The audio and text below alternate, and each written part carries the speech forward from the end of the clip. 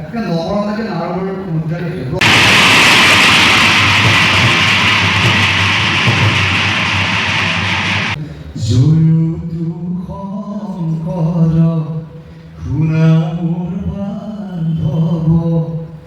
গুৰুজন বৈকুণ্ঠ যাই এৰি নৰকায়া ছিঙি মোহমায়া গুৰুজন বৈকুণ্ঠ যাই। এইটো বস্তু লিখিত আকাৰে নাই, এইটো লোকপ্ৰবাদ, এইটো মানে কোনোবাই লিখি বনাইছে, কিন্তু ক'ত দিছে শ্ৰীমন্ত শংকৰ হৰি ভকতৰ এইকেইটাতো মহাপুৰুষ শ্ৰীমন্ত মাধৱ মহাপুৰুষ মাধৱদেৱে লিখা আছে, বুজি পাইছেনে? গতিকে এনেকুৱা বস্তু এই পদে পৰামৰ্শ প্ৰদান কৰে আৰু যিটো বস্তু আপোনাৰ নাম ভগাত আছে সেইখিনি বস্তু সংগত কৰি দিলে কোনো তাত হৈ যায়, মানে সেইটো কাৰেক্ট, মানে ভুল নহয়, সেইটো মানে হোৱা আছে শুদ্ধ। সেইখিনি আমাৰ আজি মই যিসকলক নাম শিকাইছিলোঁ তেওঁলোকে এইখিনি বস্তু যেনে ফ'ল' কৰিব লাগে, বুজি পালে? মানে যেনে তেনে নাম ভগাৰ বস্তু যেনে তেনে গাব, নাম ভগাৰ বস্তু নাগালে কিন্তু আমাৰ যে আৰু এটা কিবা গাই আছে নেকি আৰু এটা আমি কিবা গাই আছোঁ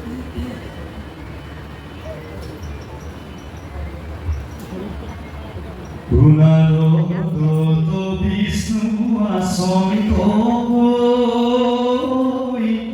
বৈকুণ্ঠ যোগীৰ হিয়া এৰি সমুদায় থাকো ভকতৰ বিতনচা। এইটো মহাপুৰুষ মাধৱদেৱ শংকৰদেৱে ৰচিত কীৰ্তনৰ আপোনাৰ নাৰদৰ কৃষ্ণ দৰ্শন, নাৰদৰ কৃষ্ণ দৰ্শনত এইখিনি বস্তুটো হুবহু আছে। এইটো যদি গায় আপুনি কীৰ্তনৰ কীৰ্তনৰ আপুনি কিয় নাগালে যদি কয় আপুনি তাতে দিব পাৰে প্ৰতিযোগিতা। মইতো অকণমান আগত বৰ্ণনাত লিখি লৈছোঁ যে মইতো এই সংকীৰ্তনৰ নাৰদৰ কৃষ্ণ দৰ্শনত কেতিয়া গাইছোঁ। এই কিছু সৰু সৰু টিপছ কেইটা শিকি ল'ব। নাগা নামটো শিকিব লাগিলে বহুত দিন শিকিব নালাগে, নাৰদ আপুনি এবাৰ শিকিলেই হ'ল। একটা নবৰণকে নাৰদৰ মুদ্ৰা লিখে, ব্ৰহ্মা এবাৰ শিকিলেই হ'ল। কিন্তু যদি গান শিকে প্ৰতিটো গানৰ ষ্টাইলটো বেলেগ বেলেগ। এটা মই মানে কাহাৰ বজাৰৰ শিকিছোঁ, কোনোবা ডাক্তাৰ শিকিছে, কোনোবা লোকসকলৰ শিকিছে, তাৰমানে গান লৈ বেলেগ বেলেগ হ'ব। কিন্তু নাগা নামৰ বস্তুটো এনেকুৱা, তাৰমানে এটা সুৰ যদি আপুনি শিকি লয় 100টা নাম হ'ল সুৰ খেতি হ'ব, বুজি পালেনে?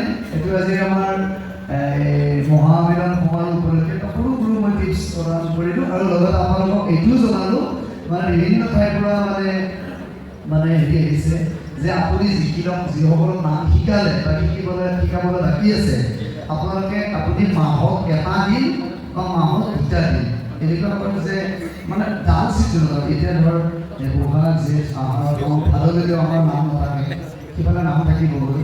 গতিকে মই ভাবিছোঁ যে আমি এখন হেৰি কৰিম, আমাৰ ল'ৰা ছোৱালী আমাৰ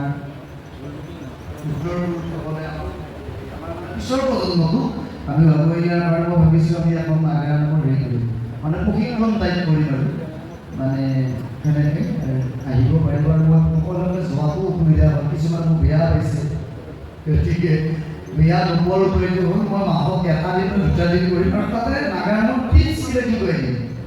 এটা 10টা অটক আহিলে 10টাত মই 10টা গম বনাব শিকাই যে তুমি এইটোহে তোমাৰ ভইচত এইটো চুইট দেখিছে। কিছুমানে যেনিবা এটা বন্দনা মই মোবাইল চাই থাকোঁ, এটা দিহাই 10টা মানে গায়, কোনোবাটোৰ মুখত বহুত ধুনীয়া লাগিছে, কোনোবাটো তালিকা বেয়া লাগিছে। গতিকে বেয়া লগাটো যাব নালাগে, ভেকুৰীয়া হ'ব নালাগে। গতিকে 10টা অটক আহিলে 10টা বন্দনা দিয়া হ'লে তোমাৰ কণ্ঠত এইকেইটা খুব ভাল লাগিছে। নামৰ তুলিব চাই ল'ব, তোমাৰ কণ্ঠত এইকেইটা ধুনীয়া লাগিছে, মুদ্ৰাবিলাক তাৰমানে নামটো নিজৰ ষ্টাইলত দিব পাৰে। মই ৰঞ্জিত ডেকাদেৱৰ পৰা আনিছোঁ নাম, মই বোলে সুভাষচন্দ্ৰৰ পৰা আনিছোঁ, মই বোলে কৃষ্ণনাথৰ পৰা আনিছোঁ, নিজৰ মতে গাব পাৰে।